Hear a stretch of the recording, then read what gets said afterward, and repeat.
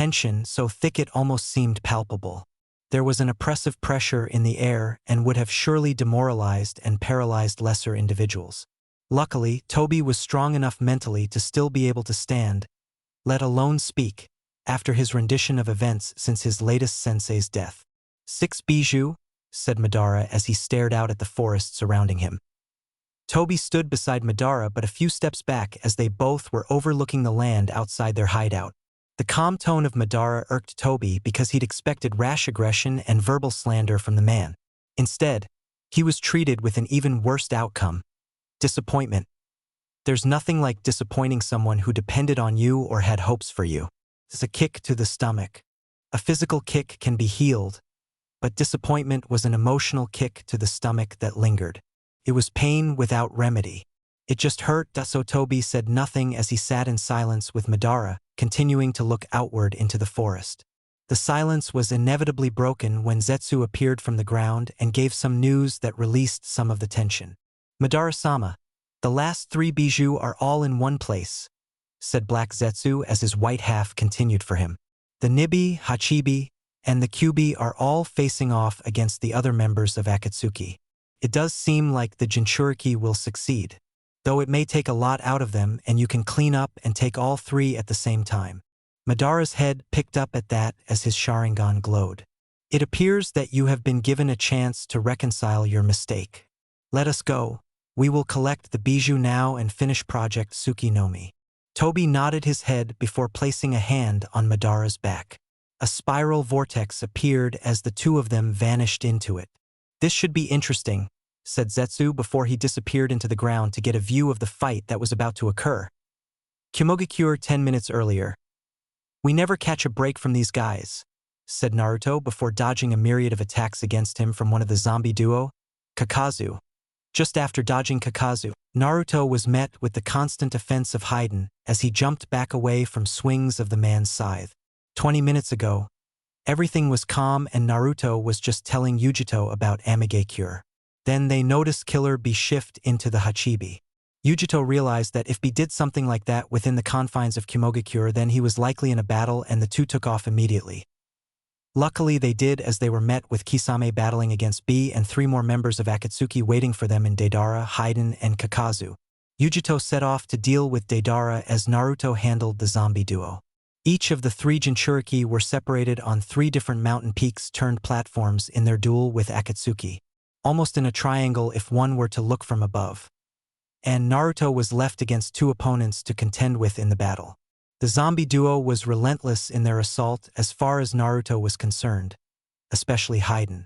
But Naruto had information on the 2 of them and Haiden wasn't really as good as his S-rank led him to be.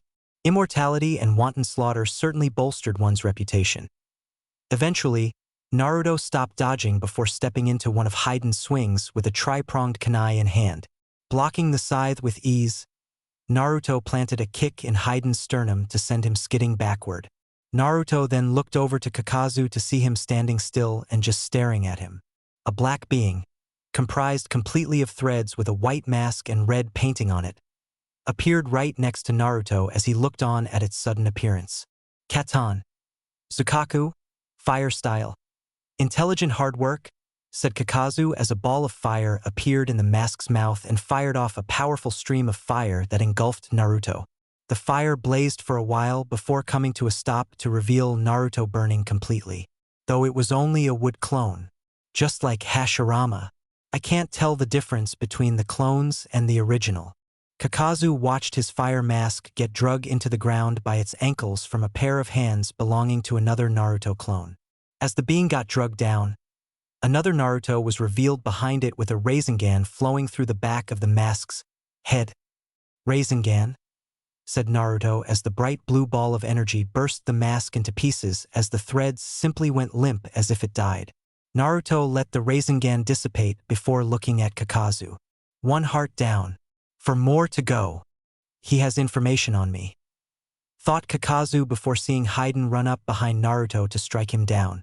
Kakazu followed the movement with his eyes as he continued thinking. The kid is definitely no pushover. I have to be more careful about my approach. All I need is 1 hit.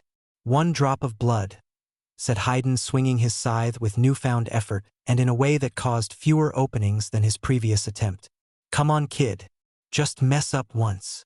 You're too slow to touch me, said Naruto, blocking several strikes with his kunai before feeling Kakazu appear behind him. An orange chakra shroud burst around Naruto as he simply vanished from view, dodging the backhand from Kakazu in the process. Kakazu's eyes widened at the speed before he watched Naruto appear behind Haydn with a kunai lodged through his chest, directly where his heart is. The Kyuubi, you tamed it, said Kakazu, seeing the orange glow in Naruto's now slit eyes. Kakazu spat out black threads, deciding to alter his game plan. This really isn't good. Fuck. That hurts, asshole. Well, I could have put this kunai in your brain to see what that would have done, but you really are immortal. That's amazing, said Naruto as Haydn just stared at Naruto with a smug look. Yeah, so now you see how useless fighting me is. Just give up. You'll save me a lot of time, said Haydn before feeling Naruto turn his kunai inside his body. Damn it, kid. I'm immortal. What part of that don't you get? Dash unknowingly to Haydn. The small seal on Naruto's kunai glowed after Naruto twisted his kunai and it seeped out across Haydn's back. Naruto left his kunai and Haydn before stepping backward and clapping his hands together. Uzumaki Fuinjutsu, Uzumaki sealing technique, said Naruto, placing his hands in the boar seal before slamming his right hand on the ground. A seal etched its way to Haydn before closing him in a circle of kanji. In the middle of the seal, an Uzumaki swirl appeared right below Haydn before sparking with lightning and glowing blue. Haydn appeared to be dragged into the ground before vanishing entirely, sealed into the earth with Naruto's kunai sticking out of the ground as a sort of tombstone. Naruto nodded at his work before looking at Kakazu. Haydn was a fool to allow an Uzumaki to touch him for that long, said Kakazu as Naruto tensed at Kakazu squatting down. Let's see how you compare to Hashirama. See if you even match his strength. Naruto noticed Kakazu's new appearance. Kakazu's threads had spread out of his body, taking on a sort of octopus-like appearance as Naruto could feel his chakra level increase in the new form. Not only that, Kakazu had the remaining 3 of his masks appear above and on either side of his head, all preparing a different element to send Naruto's way. Kakazu leaped into the air before stopping and hovering above Naruto in the sky. Naruto's eyes pandered up to Kakazu's before a small smile graced his face. At least he's not as dumb as his partner, said Naruto before frowning slightly. Why am I happy about that? That makes it harder for me. Naruto then dodged one of Kakazu's tendrils coming down as their fight began again.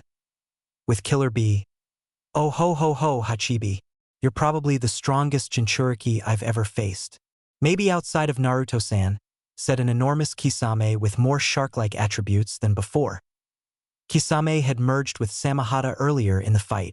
This bolstered his physical appearance into that of a monstrous humanoid shark. And he was facing against the full Bijou in the Hachibi at the current moment. This water prison is mighty big, but Killer Bee-sama still gonna split your wig. Yehhh, shouted Killer Bee in his fully transformed form, trapped inside a massive dome of water that Kisame created. In Bee's mindscape, he was tapped on the head by one of the Hachibi's giant fingers. Conserve your air. Stop all that useless rapping. This opponent is strong. I know that, Edo. I am taking him seriously. Just give me a bit of your chakra and we'll wipe him out with a Bijudama. No rap meant Bee was serious. Outside of Bee's mindscape, a violent black ball began to form just outside of his mouth. Kisame merely grinned at the potent chakra being formed. That's a lot of chakra you're building up. Too bad though, said Kisame as he clapped his hands together for a technique. I'm your worst matchup. An enormous water shark appeared inside the dome of water with Kisame inside its mouth.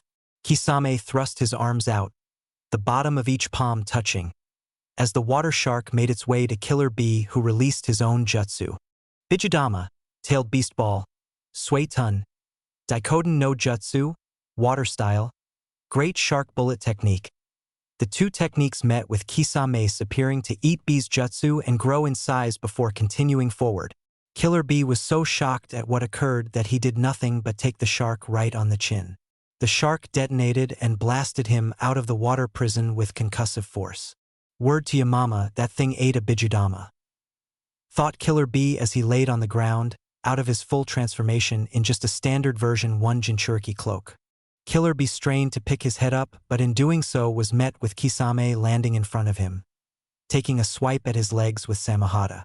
B managed to evade taking the swipe, but still lost his cloak in the process from the chakra-eating sword, further weakening him. Samahata's never been this excited about someone's chakra before, said Kisame, holding the sentient sword in his hand.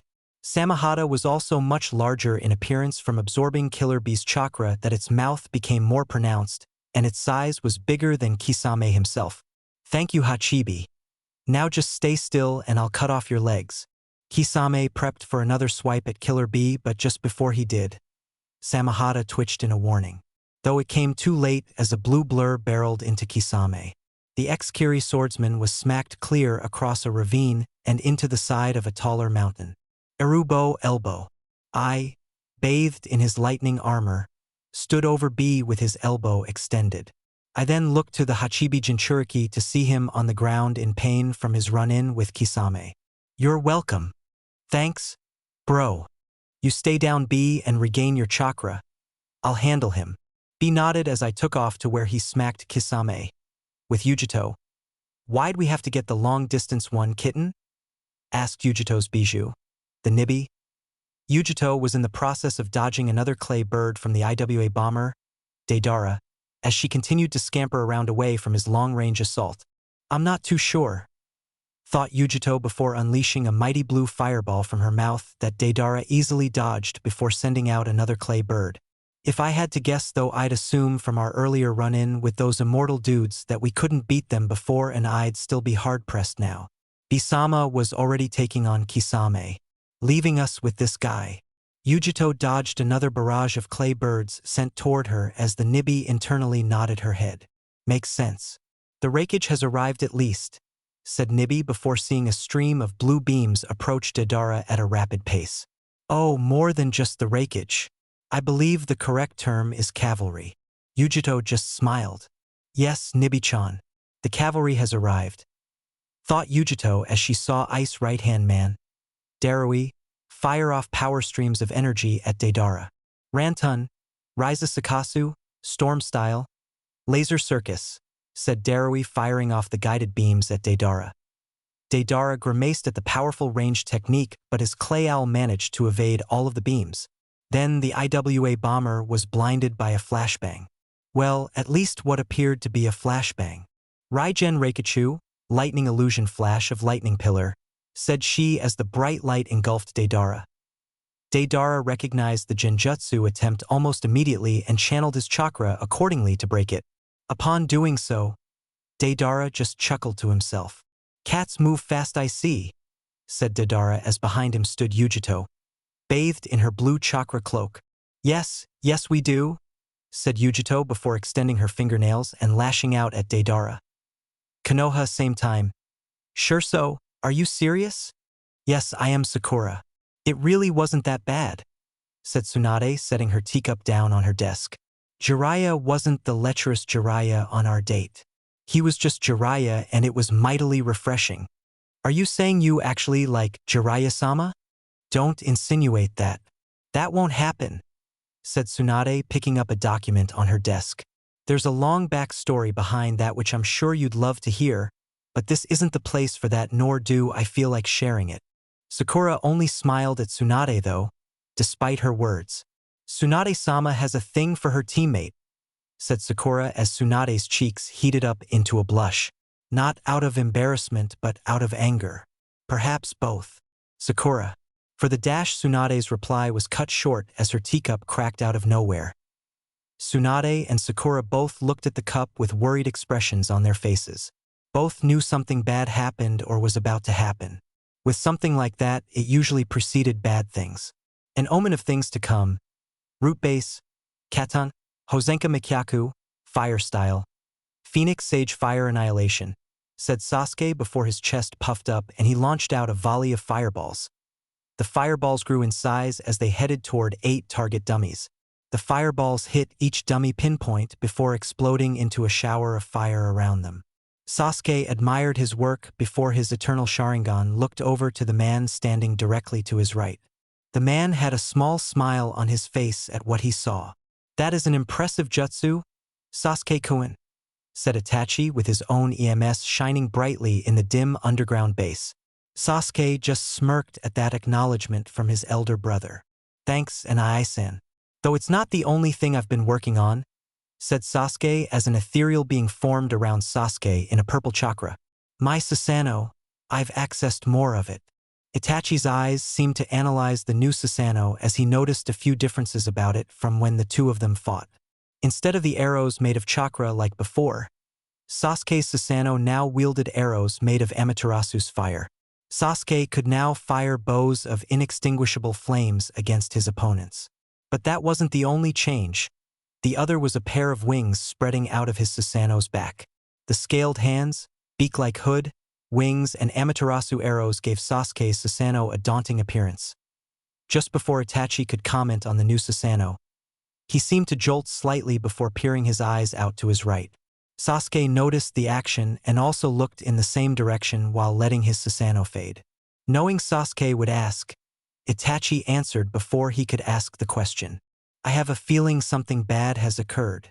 With Naruto, Naruto stood, still cloaked in his Kyuubi chakra mode, in front of Kakazu, who was looking at him with a grin on his face. Several branches were skewered through Kakazu's body as he sat motionless in the piercing trees. Coughing up blood, Kakazu was nearing the end.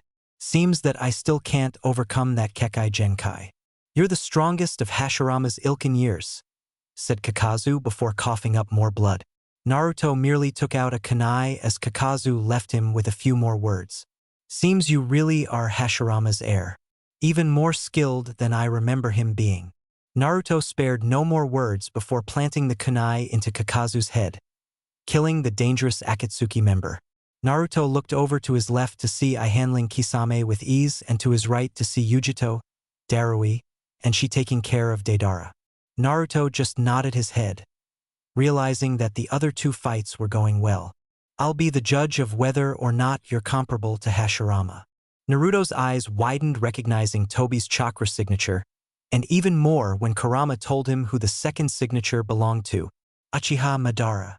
Naruto turned around and there standing before him, exactly like his statue at the Valley of the End, was Uchiha Madara. Madara had waist-length hair with shoulder-length bangs framing the sides of his face, covering most of his right eye. Madara had prominent creases under both of his eyes, which were blood red with his EMS staring at Naruto. Madara wore a blue high-collared, long-sleeved blue mantle that splits down the lower half and a simple, light brown obi and belt. On his back was his famous war fan that had a long black chain running up it. Madara just glowered at Naruto for a few seconds before nodding his head. "You seem like quite the challenge," said Madara with his arms crossed looking at Naruto. "To tame the Kyuubi inside of you is impressive. And hearing all of these stories about you only makes me want to find out if they bear any truth." Naruto didn't speak as he continued to look at the legendary Uchiha. This was one of the founders of Konoha, the penultimate shinobi of his best friend's clan. Naruto was then dragged into his mindscape to speak with his Bijou companion. "Naruto, do not trifle with this man. He knows that Kyuubi," said Madara standing next to Naruto in his mindscape. Naruto's eyebrows raised at Madara's appearance inside his own mind but chalked it up to his prowess with the Sharingan. Itachi could do the same and so could Sasuke. Why wouldn't the most powerful Uchiha in history be able to? Frankly, how was he even here? "How are you alive?" "I believe his name was Nagato. He was forced to bring me back with a special technique of the Rinnegan. And I'm here to correct the mistakes of my underling in capturing Yu Jinchuriki." "Madara!" shouted Kurama as he stood up and snarled at Madara. Madara looked at Kurama before the large fox was silenced by the powerful Uchiha. Kurama's eyes glazed over as Madara looked back at Naruto. "Can't deal with distractions from a mindless beast," said Madara before seeing Naruto channel his chakra. Madara's eyes widened in surprise when Naruto's chakra was actually powerful enough to dispel his control of the Kyuubi. "That presence gives me nostalgia of Hashirama." Naruto didn't speak another word before the Madara in front of him was violently kicked out of his mind.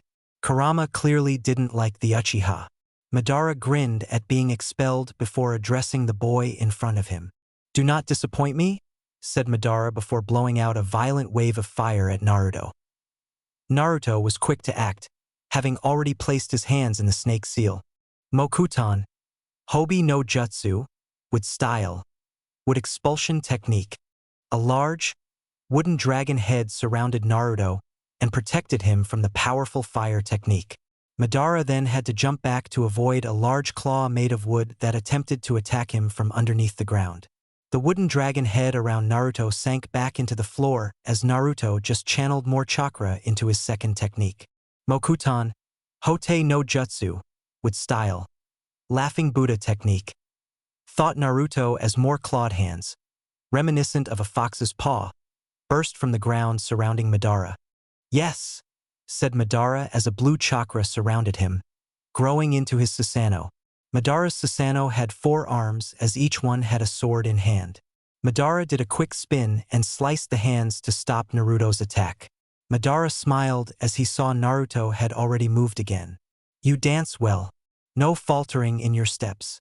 A crack formed against Madara's Susanoo as Naruto stood, with an enormous Rasengan, trying to crush Madara's technique. Sasuke's Susanoo would have broken from the size of this Rasengan. Thought Naruto needing to dodge a fist coming at him. Madara is on a whole other level than that Sasuke boy. That technique is based on the user's spiritual energy and willpower. Madara has one of the strongest I've ever seen, said Kurama, giving begrudging respect to the man he hated the most. You'll need Sage Mode to beat him. That's not even the full might of his Susanoo. There's more to it? Questioned Naruto as his question got answered by Madara.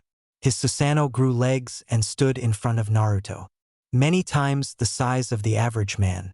No freaking way does his Susanoo have legs. Why is it so big? You haven't seen anything yet. That's not even the full Susanoo. Come boy, show me the power of a Senju as only Hashirama could, said Madara before sending out another powerful stream of fire at Naruto, quicker than the first.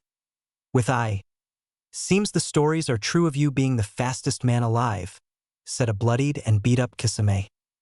Kisame had been decimated in his battle against the Yondaime Raikage, and now, since Samahata wasn't within reach, Kisame couldn't even heal from his wounds. I just continued to stand before Kisame in his lightning cloak as he looked down at the defeated swordsman.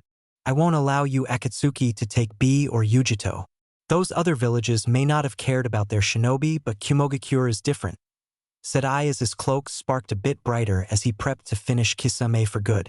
Rocketing toward Kisame with an arm extended, I prepared to take his head clean off his shoulders. Rariato, lariat. I hit Kisame across the neck. Actually, I didn't touch Kisame at all. Instead, I ended up rocketing toward the wall and stopping just before hitting it. I then turned around to only see the masked man standing there. I can't let you do that, Raikage. I have more use for him. The masked man, Tobi, the real leader of Akatsuki, said I, reciting the information Naruto gave to him from his time with Nagato in Amigakure. The man who can evade any attack, can be pretty much anywhere with your space-time ninjutsu. And lo and behold, is an Uchiha as well. Someone's done their homework. Tobi then watched I turn to B before slowly walking over to him. I know you know better than to try and touch me, because in that instance, I'll put you 6 feet under, said I in a serious tone before vanishing to his brother's location. Tobi stood unfazed before letting out a sigh at the powerful Kage's words. As much as I wish to show him how wrong he is, he doesn't have a bijou. It'd be pointless, thought Tobi before vanishing in another spiraling vortex. If he couldn't get to B without the Raikage's interference and Naruto was being handled by Madara, that left him with one option. The Nibi should be easy pickings. With Yujito. Yujito stood on her own mountain peak, flanked by Darui and Shi, as the 3 of them looked at the motionless Deidara on the ground before them. Wonder what he would have done if we didn't stop that last attempt, said Darui, looking lazily down at the dead Akatsuki member. Deidara, after being violently beat off his clay owl, knew that he'd stand no chance against the cloaked Yujito, let alone her with backup. So Deidara went with his last trump move, an explosion the size of 10 kilometers. Though it never came to fruition as Yujito appeared in front of him with a lightning-enhanced claw to the heart, ending any buildup of his final technique. Yeah, thank Kami you thought and moved fast, Yujito-chan. I don't know what we would have done, said she before jolting his head up. She looked to Naruto's location as he saw a large blue entity, one he recognized. I didn't know someone in the Akatsuki could use Susanoo. Yujito peered her eyes over to Naruto and her eyes widened at the scene. None of them can. There isn't one anymore since Itachi left. Yujito prepared to take off and help Naruto, but the sudden appearance of the masked man impeded her. Sorry, Nibi. I can't allow you to do that, said the masked man as Yujito stopped her progress to stare at him hatefully. Not this guy again. But it won't be like AIM this time, thought Yujito, shifting her feet into a stance. I know your secret. Just before Yujito could move, an enormous explosion occurred where Naruto was at. Yujito looked past the masked man to see the entire mountain peak Naruto was on was destroyed and ablaze with fire. Naruto-kun, thought Yujito before seeing her boyfriend appear next to her in a shunshin. Yujito took in Naruto's appearance to see him missing most of his shirt, only the parts lower than his belly button remaining. His pants were also singed but were still intact and he was somehow free of injury other than missing his shirt. Probably due to the Jinchuriki cloak around him. Naruto-kun, what happened? Questioned Yujito as Naruto continued to stare at the platform that looked like a torch with the fire blazing the top of it. Big explosion. Very big. Toad oil and explosive notes. With Naruto earlier. Come boy. Show me the power of a senju as only Hashirama could, said Madara. Madara then placed his hands in the tiger seal as he prepped another technique. Katan, Goka Meshitsu, fire style, great flame destruction. Madara let loose a stream of fire at Naruto once again. Naruto channeled chakra as the ground around him cracked and a forest sprang up to fight the fire being sent out by Madara. Madara continued his flamethrower technique before catching movement at the edge of the mountain top. Naruto stood on the edge of the mountain with his hands in the ram seal. Daigama Udon, great toad bullet, said Naruto as his chest puffed up and his mouth filled with toad oil. Naruto let the toad oil fly off in a stream as it met the trees and fire right at their meeting point. The boy is fast. Not only will the oil ignite into a fire, thought Madara as he turned his Sharingan back to the trees, seeing white pieces of paper nearing the fire as well. He even managed to place high-powered explosive notes on the trees and timed it perfectly. I'm liking this. I haven't felt a thrill like this in a fight since Hashirama. Seems that Kakazu wasn't wrong in his assessment. Naruto's oil and explosive notes met the fire at the same time as it all detonated in an explosion of fire. Flashback end, and you just didn't make it far enough away in time, said Yujito as Naruto nodded. Never was one for the ending of your plan in making sure you don't get hurt. Oi, that was once on that floating ship that belonged to the Sky Ninja Fleet, said Naruto as Yujito just shook her head amused. Yujito's amusement ended though as she noticed the blue Susanoo land on the same platform as them, directly next to Tobi. Unlike Naruto, Madara was untouched by the explosion and his Susanoo didn't even look fazed by it in the slightest.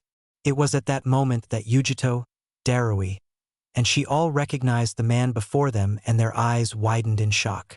Naruto-kun, please tell me that's not Uchiha Madara. I wouldn't want to be a liar, Yugi-chan. How is this possible? The Rinnegan has the power to bring back the dead, said Kurama, surprising Yujito that she could hear him. Don't worry, kitten. You're not crazy, said the Nibi to calm her Jinchuriki. Being a Jinchuriki, when you're close enough to another Jinchuriki, you can enter another mindscape, another realm and speak to one another. Now listen to Kurama-kun. He'll explain it all since he's had the most run-ins with Madara. Yujito was ready to listen but was grabbed by Naruto and shifted to the other side of him to dodge a sword strike from Madara. Yujito was still held in Naruto's arms as she looked at him. Naruto was laser-focused as he looked at Madara.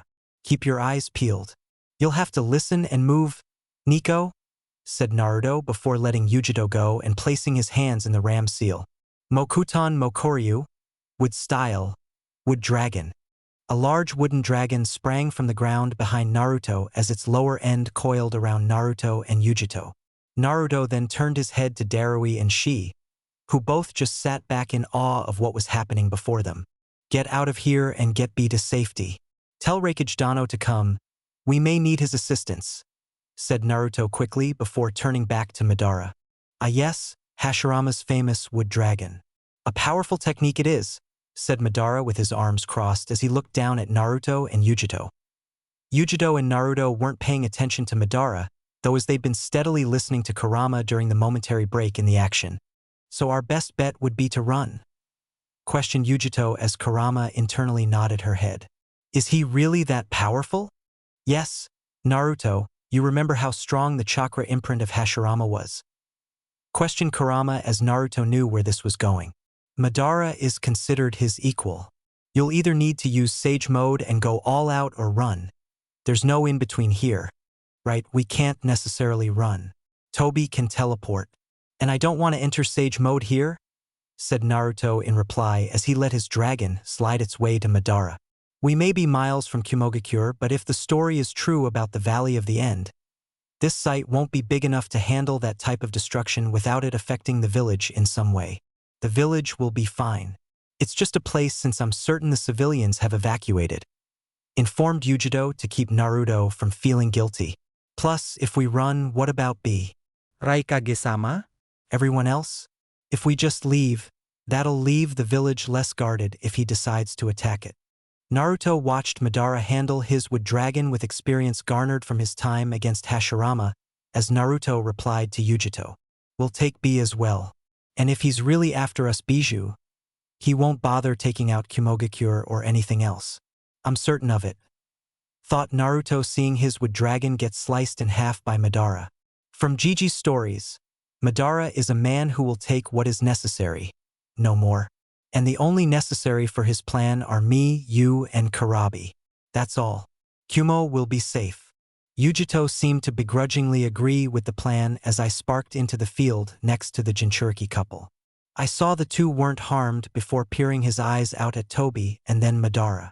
Seems Darui and she weren't lying. Uchiha Madara has returned, said I staring down the legendary Uchiha. Madara just looked at the hulking Kage with his Sharingan. Yatsuki clan, users of the lightning armor technique. An ability that bolsters physical reflexes and speed to a degree of unprecedented quickness. So fast, even the Sharingan can't keep up, said Madara before adding. Well, most Sharingan, that is. You'll see mine is a bit different. I'll go grab Hachibi while you handle this. Like hell he will, shouted I before upping his lightning cloak. Feel free to go all out, Naruto. You have my permission and it's likely a necessity for who you're facing. Toby vanished in a vortex as I sped to his brother's location. This left Yujito and Naruto alone to contend with Madara. Red markings began to form on Naruto's face as Madara's eyes widened in intrigue at Naruto. Sage Mode. You really are just like Hashirama, said Madara as he looked on at the Sage Jinchuriki that was Naruto. This is even better than I could have hoped for. Come, and if you are lucky, I may show you the full power of the Uchiha clan before your death. Naruto heard Madara's words and only responded by placing his hands together, palm touching palm. The ground began to rumble as the fight was underway.